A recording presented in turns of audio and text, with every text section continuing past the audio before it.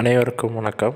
நிகழும் மங்களகரமான குரோதி வருடம் மார்கழி மாதம் 16ஆம் நாள் சித்தயோகம் கூடிய சுபயோக சுபதினத்தில் பூராட நட்சத்திரத்தில் இரவு 12 மணிக்கு 2025ஆம் ஆண்டு பிறக்கப் போகிறது.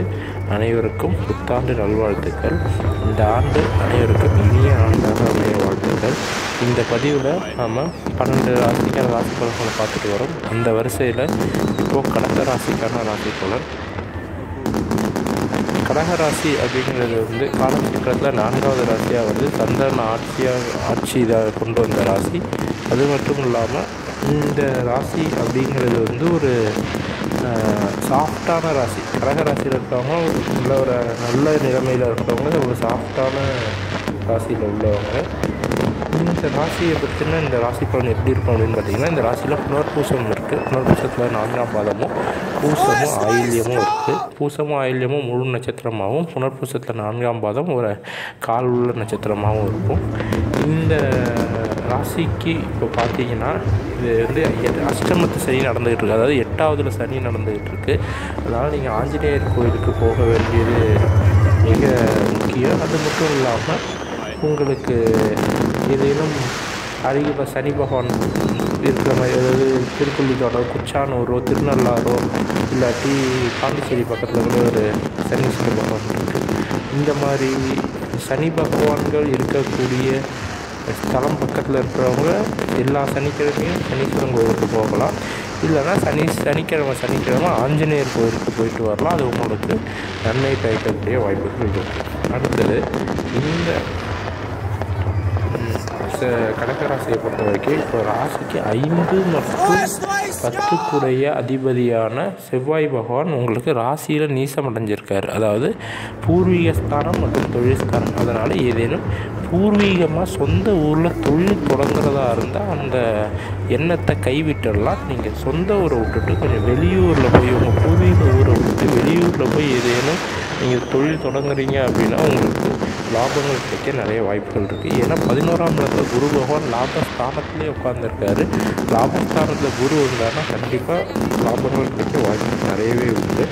5ஆம் இடத்துல புத பகவானோட இந்த வருஷம் ஆரம்பித்தாலும் அது விரிஞ்சோடனே இந்த புத பகவான் அடுத்தது இதுக்கு தான் மாறிடுவார், உங்களுடைய 6ஆம் இடத்துக்கு தான் மாறிடுவார். அப்படிங்கிறதுனால அந்த புத பகவான் பூர்வீகத்தில் இருந்து நீங்கள் தொழில் ஆரம்பித்து அதோட கடனில் கொண்டு போய் முடிக்கிறதுக்கான வாய்ப்புகளும் இருக்குது அப்படின்னு சொல்லாமல் சொல்கிறாரு. இந்த சூரிய பகவான் கூட இப்போ ராசிக்கு 6ஆம் இடத்துல இருக்கிற உங்களுடைய 2ஆம் இடமான தனஸ்தான அதிபதி, உங்கள் ராசி அதிபதியான சந்திரன் அனைவரும் 6ஆம் இடத்துல இருக்கிறதுனால உங்கள் தொழில் ஐடியாவை இந்த மாதம் இல்லாமல் அடுத்த மாதத்துக்கு மாற்றிக்கிறது நல்லது. அப்படி நீங்கள் அடுத்த மாதம் மாற்றினாலுமே உங்களுடைய பூர்வீகத்தில் இல்லாமல் வெளியூரில் போய் தொழில் ஆரம்பிக்க உங்களுக்கு நிறைய கிடைக்கும். இல்லாட்டி நீங்கள் வெளியூரில் போய் தங்கி வேலை பார்த்தாலும் சரி உங்களுக்கு நல்ல வாய்ப்புகள் கிடைக்கும்.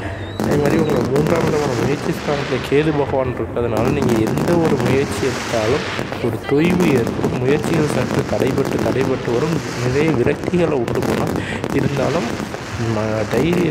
நம்பிக்கையை கைவிடாமல் நீங்கள் முயற்சி எடுத்தால் உங்களுடைய வெற்றியால் கண்டிப்பாக அமைகிறதுக்கு வாய்ப்புகள் இருக்குது. அது மட்டும் இல்லாமல் உங்களுடைய 8ஆம் இடத்துல சுக்கிரனாக இருந்துடுறாரு. அதாவது சுகஸ்தானாதிபதி மற்றும் லாபஸ்தானாதிபதி 8ல் இருக்கிறதுனால தற்சமயம் உங்களுடைய சூழ்நிலை எந்த ஒரு வருமானமும் இல்லாத ஒரு ஸ்டாட்டிக்காக இருக்கும். அதாவது நிற்கிற தண்ணி மாதிரி இருக்குமே தவிர ஓடுற தண்ணி மாதிரி இருக்காது, கடல் மாதிரி இருக்காது. ஒரு குட்டை மாதிரி தண்ணி அப்படியே அங்கேயே தேங்கி நிற்கும். அப்படி தான் உங்களுடைய வாழ்க்கை இப்போ போயிட்டுருக்கு. இது மாறுறதுக்கு சில காலங்கள் ஆகலாம். ஆனால் அதற்கான முயற்சிகள் இப்போ நம்ம எடுத்தே ஆகணும். உங்களுடைய அஷ்டமத்து சனி விலகுனதுன்னா உங்களுக்கு நன்மைகள் நிறைய நடக்கும். அந்த அஷ்டமத்து சனி விலகிறது வரைக்கும் நீங்கள் பக்கத்தில் இருக்கிற அந்த சனீஸ்வரன் கோயிலுக்கோ இல்லாட்டி ஆஞ்சநேயர் கோயிலுக்கோ கண்டிப்பாக போயிட்டு வரணும். இந்த ஏழைங்களுக்கு தானம் பண்ணுறது, காக்காய்க்கு நாய்க்கெலாம் சோறு போடுறது, அதே மாதிரி இந்த எளியோர்களுக்கு துணி எடுத்து கொடுக்கறது, இந்த கருப்பு நிற வஸ்திரங்கள் நிறைய அணிகிறது, அந்த மாதிரி விஷயங்களில் உங்களுக்கு நிறைய நன்மைகள். இதன் மூலிமா உங்களுக்கு சனியுடைய பலத்தை நீங்கள் கூட்டிக்கலாம். உங்களுக்கு நிறைய நன்மைகள் பெறலாம். மேலும் இந்த கடகராசிக்காரங்களுக்கு 9ஆம் இடத்துல ராகு பகவான் இருக்கார், யோகஸ்தானத்தில் ராகு பகவான் இருக்கார். அப்படிங்கிறதுனால தந்தை அது தந்தை ஸ்தானமாக கன்சிடர் பண்ணிக்கலாம்.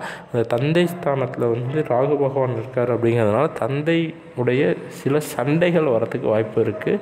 அது சொத்து தகராறாவோ இல்லாட்டி மனஸ்தாபமாகவோ பணங்காசு விஷயத்துலையோ இருக்கலாம்.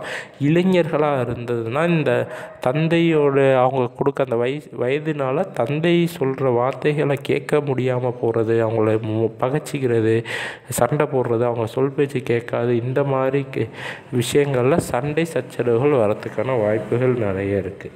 அதனால் கடகராசிக்காரர்கள் சற்று கவனமாக இருக்கணும். ஏன்னா உங்களுடைய 2ஆம் இடத்துக்கு செவ்வாய் பகவான் அடுத்து இன்னொரு 20-25 நாளில் வந்து ஒரு மாதத்துக்குள்ளே வந்துடுவார்.